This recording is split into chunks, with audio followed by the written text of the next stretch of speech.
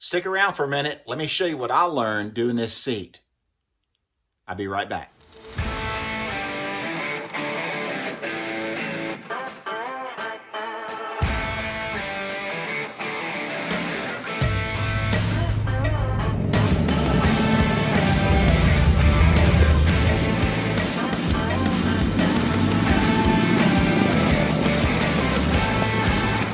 Here's something else that I like to do. Of course, this thread here was on this side. I threaded it through this needle, a tufting needle, and pulled it back through to where both threads end on the same size. And I can't do it and hold the camera at the same time, but I'll tie this into a knot and then I'll trim it. And that keeps this stitch from unraveling and pulling that seam apart. Now, I'll also, because I've got a reverse, you can see the stitch coming down, and then right here, I'll walk it back and forth a couple of times, forward, reverse, and it locks that stitch in place. Sometimes that works great, but if for some reason you end on a spot where you're going to be trimming it, you'll trim that off. And for instance, let me turn this thing around here real quick. For instance, this is the end of a seam right here, and there'll be another panel that's sewed to this, and this is all going to get trimmed up. You see how it's bunched up right there? Well, I just got through sewing it, and it bunched up as soon as I turned it, you know, right side in, meaning I sewed it together when it was like this, and then when you turned it inside out, kind of like a sock, then it'll bunch up. So you have to trim this off, you have to pie cut it, and so on. But anyway, right here on this edge, if it gets trimmed, I went ahead real tight area, and I pulled the threads back together, and I sewed them. Some guys don't do that, but just learning a little bit from trial and error and experience, that's something that I do. But anyway, this is all going to get trimmed up, and I'll give you some more details on that shortly. All right, so you can see here from the seam that we made to the edge, I have pulled the foam back from where we glued it. Just this area right here on both sides of where we're going to put a French seam. Some guys do this, some guys don't. It's just the way I like to do it, because I like to glue this seam flat, and then I come back in when I lay them open, and I'll lay another piece of material in here, and it gives that seam a nice sturdy seam.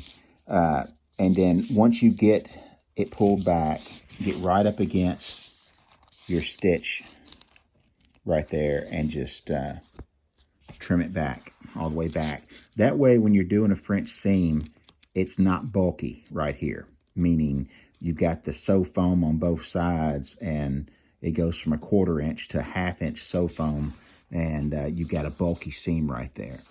So that's just the way I like to do it, and that's just what I'm showing you. So let me get this trimmed off, and then we'll put a French seam down here. All right, so this is what I was telling you about pie cutting the radiuses. When you tuck them in, basically that's all I did, was just cut me a piece of pie out of this corner right here. And then you'll see when I fold it out, it'll be a lot better, and it won't be bulky right here. All right, so there we go. Got some glue residue on it. That'll all come off. But here we go. You can see now that I've trimmed it off on the inside from the foam and pie cut this edge. It's a whole lot smoother, and it'll just keep getting smoother and smoother. All I gotta do is hit it with a little bit of steam, a little bit of heat. But first, we'll put a French seam on this edge after we fold everything down on the inside. And you'll see it come together. All right, I was trying to show you guys a little stapler. Got it on Amazon.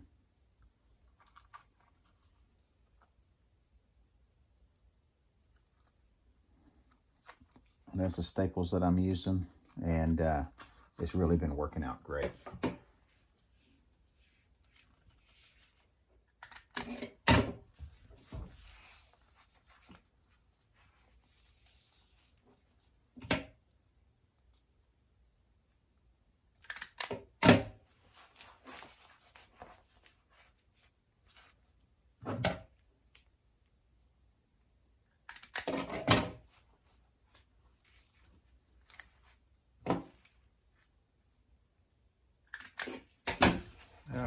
try to get it held in place, and then when I get to the tight spot, the ends where it'll roll around, I'll walk that by hand. So there we go. All of our witness marks are lined up on both sides. Let the machine pull it out of your hand. Put it in reverse, back stitch, and put it in reverse and back stitch. Locks your stitch in place.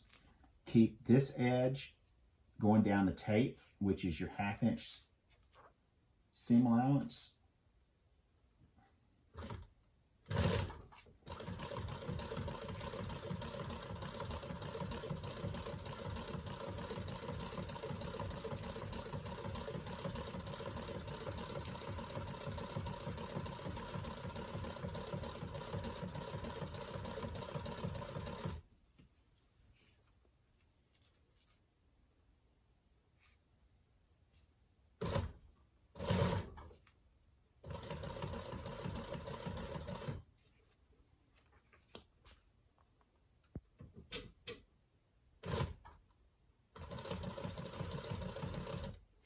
All right, these machines can run off on you.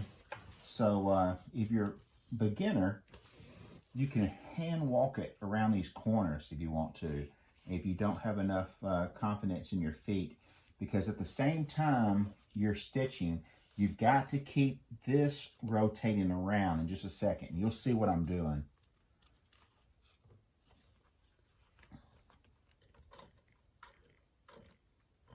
Let the walking foot move your material.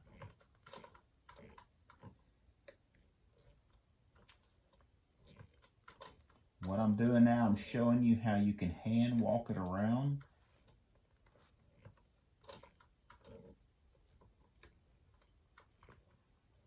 I usually only do this in a really tight area, or if I'm ending a stitch and I want it to land right in another stitch.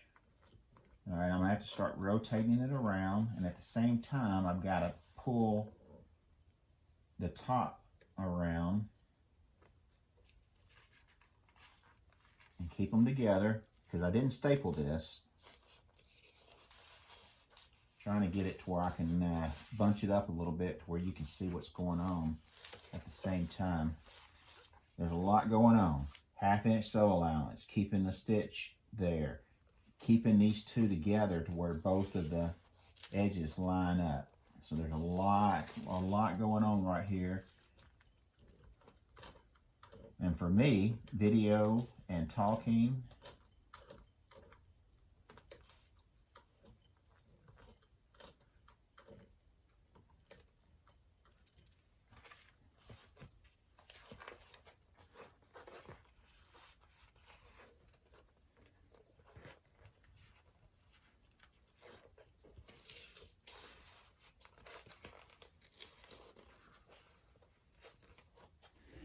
all right, here's where we're at right here. You got to keep this walking around.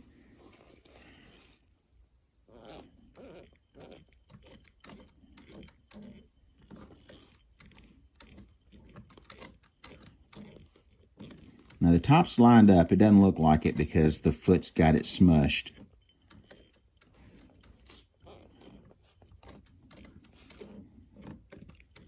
All right, and then we're going to run this all the way down here, and we're going to stop it before it gets to the edge, because these are going to be another panel will be sewed onto this.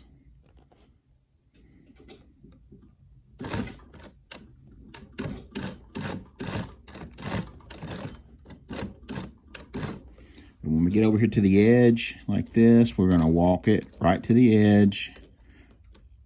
Let's get one more stitch out of it. Then we're going to go back one stitch, and that should all be hidden. The stitch is locked. Give it some slack and pull it out. All right, let's cut this, and then we're gonna end our stitch a different way. We're going to get our needle.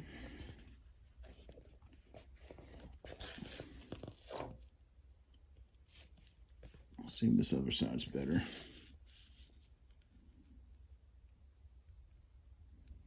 And this is just a tufting needle. We're going to take it and we're going to run it through the edge of that last stitch.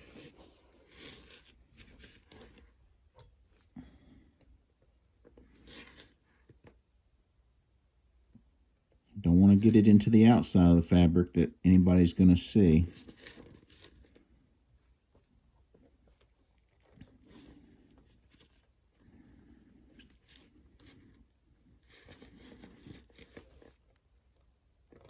I think I went through some thread there because it's really tough. There it comes. All right, we're going to bring that to this side. All right, so now our stitch, top stitch and bottom stitch, have both ended on the same side. And we're just going to tie off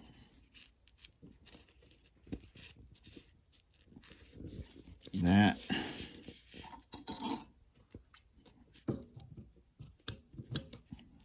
And now that stitch is never going anywhere. And we've got to do the same thing to this other side. All right, now this little area right here, we're going to go around this with our stitch, and then we're going to cut a slit right here. And this is where the seat bracket comes through the back of the seat. And this is just a little bit of overkill. Keeps if we slit this, it just keeps this from ever running. We can actually, after we do this, we can cut this, and then we can fold these back. And then it'll have a lot of room. But if you do that, you're going to be able to see up inside the seat. And most guys, they'll just cut the slit. But I like to run a stitch around it just to give it a little finishing deal. And then right here, we're going to hand stitch this little real tight area. All right, we're going to roll this fabric up tight and stick it through the machine.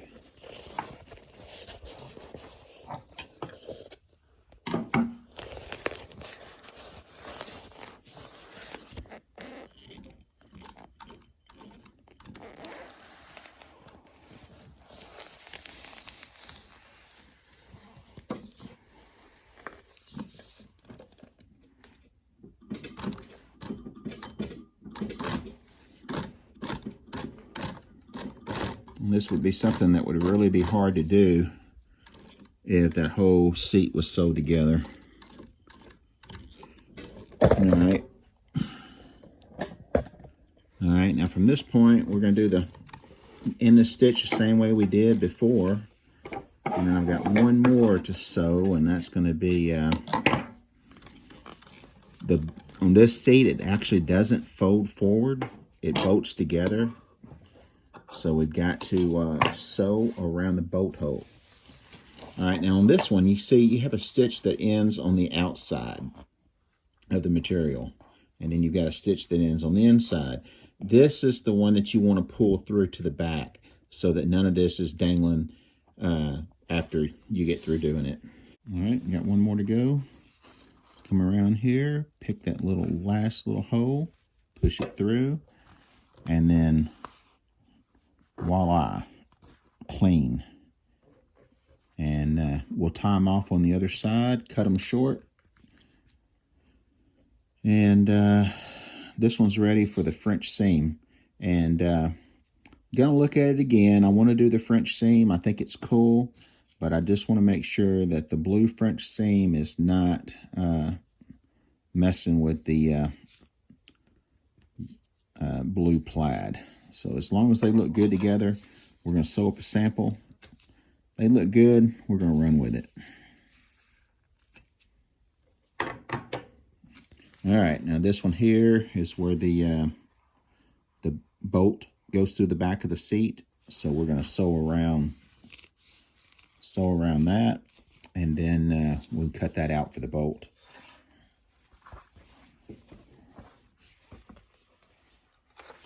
Now this is the staple that we put in to hold the two pieces together, and that's how easy it comes out.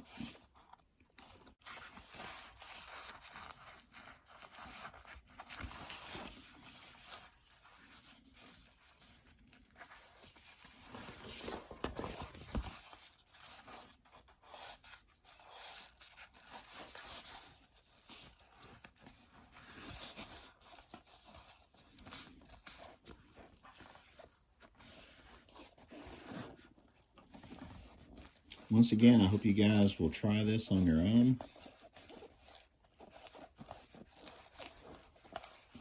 And if you're young, I would highly recommend taking this up as a profession. Right now, most interior guys that do this full time, if you're good and you've got an imagination and you can do something that nobody else is doing, you're going to get anywhere from $15,000 to $20,000 per car, per street rod. A lot of you guys are scratching your head. Y'all would never pay that kind of money. I understand. I've paid $20,000, $30,000 for upholstery work before I started doing my own back in the 90s. Good ain't cheap and cheap ain't good. I'm not knocking any of the guys that I paid, because I paid them way what it was worth.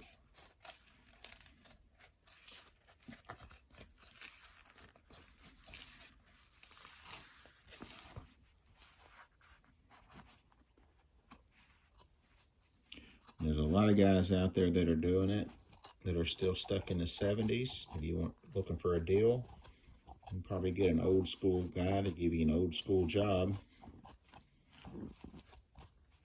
for $4,000 or $5,000 for a complete sedan or something like that, pickup truck.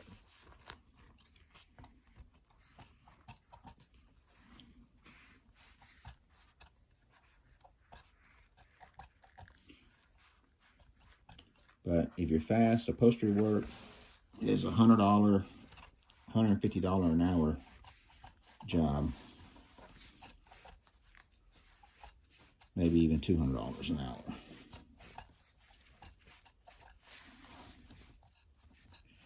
You can even make good money doing boats if that's what you wanted to do.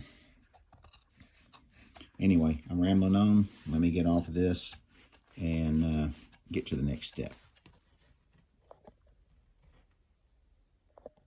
All right, so what I've gotten done so far is I've gotten all 4 of the ends done. And then now we'll do the center section, and we're going to sew the center section and the top section, or the bottom section and the top section and the center section all together. And then we'll sew each end on after we run the French seams. All right, so this is the panel that I'm making to go at the top of the back seat, back of the seat, in between the top panel and the plaid. So you can get some of these blue pleats sewed up so that we can see the thread, and it's just for design purposes, nothing structural. So let's get this done, and we'll add that to that panel. All right, back at it this morning, fixing to change my color of thread. Just got through sewing all the blue stitching on the side of the seat. Just trying to keep it with a theme, and I only put 1 stitch on everything else instead of the double French seam. So I decided just to do the same thing on the edge of the seat. Don't want to get it too busy with the fun plaid. Usually the French seams are more European luxury, design in my eyes. So just did a simple seam. I kept it blue instead of going with the white. So now I'm going to switch my thread around back to the white, and we're going to start sewing all of these corners of the seat, and sew in the center of the seat, and then sewing it all together and getting it ready to go on.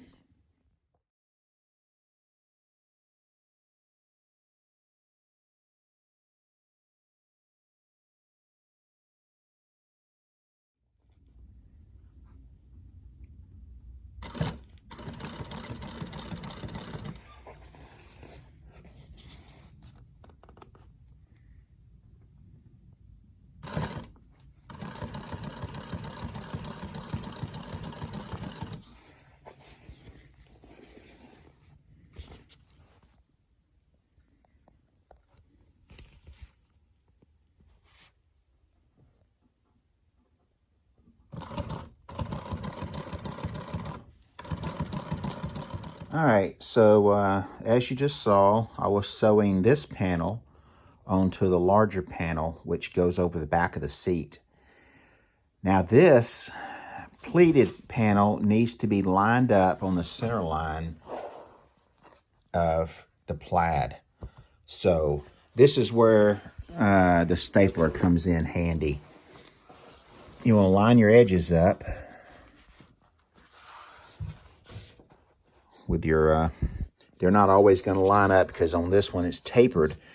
But we want to line this up here, make sure that edge lines up, and this edge over here needs to line up. So now we find the center line, and we want to get this center pleat right on the center line right there.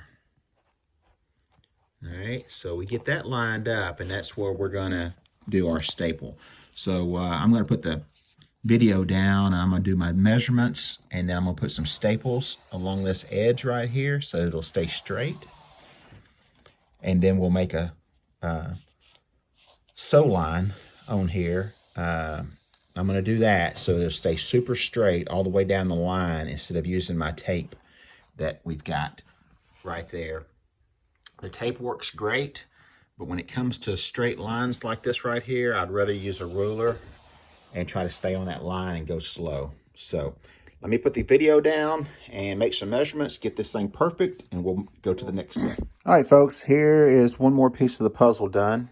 See, I got that seam done. This is just temporarily set up there, and this is the it's going to be the back of the seat.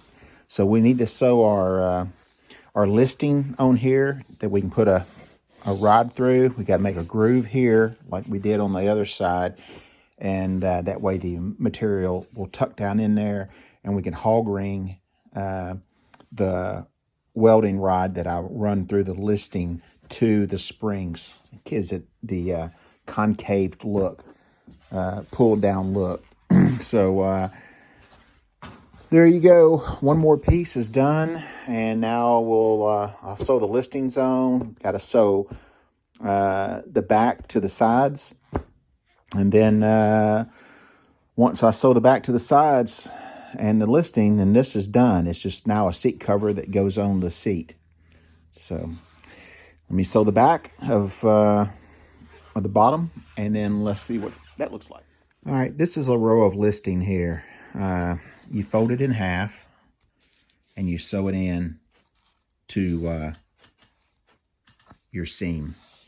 You'll run a rod through this piece of wire, and then the hog rings will come around and grab that wire and tie the listing, pull it down, and tie it to your springs of your seat in this case. For those that are foam seats, sometimes you'll glue your seam in and you won't use a listing. You have a chance of that coming off. And then also on your solid foam seats, you may want to do Velcro or even do a wire to whatever the foam's hooked to. So we'll get into that one day when I'm doing something like that, like on the 32 seat. You might see me do some of that on one of the other videos. But anyway, we got this one done. Need to do some for the edges right here, and then move on to the next part. Still got a long ways to go, but nowhere near as far as I did before. I've set them over there just to double check the fitment of where my seams and stuff are landing and making sure I'm on the right page. Still got to sew the listings in to pull down. And then we'll do a final stretch. All right, so off camera, I forgot to record. I used the aluminum welding rod and ran it in the listing that I sewed to the seam. And I've already hog ringed in the first listing, and I started hog ringing in the listing on the top pleat. And it's really hard. I might try to set up a tripod or something and show you, or I may set it up on the other one. But you're gonna go ahead and hog in the rest of these across here, and then we'll do this seam right here. You can see how I cut the foam back to where it'll tuck in and hog ring into the springs and the jute padding on the bottom side. So let me get this tucked in and hog ringed in, and we'll come back and look at it in a minute. All right, so this is the first look at it. It's filthy from my hands, and I've got to put the steamer on it and relax some stuff. But DIY hot rod seat, do it yourself. Even if it takes 3 or 4 times, it's fun. It's worth it. Still got the back to go. It's ready. Just need to put the listing rods in and get her going. It will relax and straighten up. It's been pulled and tugged on quite a bit. So let me know what you think. Would you try it yourself?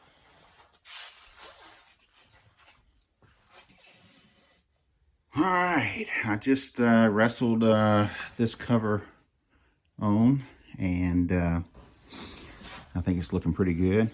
It needs some tune-up work with the steamer, and it'll relax. But now it's time to get the back and mark our holes that we've got to cut here so that the back can go on. And that's always a scary part. Let's mark those, get those cut, and see if we can't get these 2 pieces together. All right, it's done. Today might be a good day to start drinking. I tell you, this thing has been fighting me all week, and I've got way more hours in it than I intended, but here it is. Still got to clean it. I got to steam it and get some of the wrinkles out and move it around a little bit. But all my lines are lining up.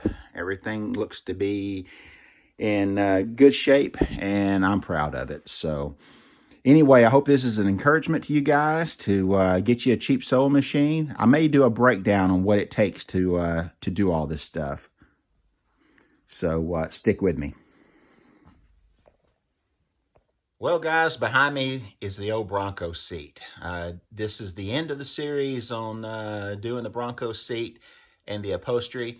Still got a few things to go, kick panels and stuff like that. But I hope this is an encouragement to you guys to get out and get you a cheap sewing machine and try this yourself, save you some money. And hope you learned something. I sure did. I learned something every day. I'll never quit learning. So anyway, thanks for watching. Thanks for sharing and subscribing. Thanks for all you do. I've got a lot of questions to answer on the upholstery stuff, and I may do a video that covers a lot of the questions. But hey, if you're through watching and it's still not dark outside, get out in the garage and go build something. Till next time, we'll see you.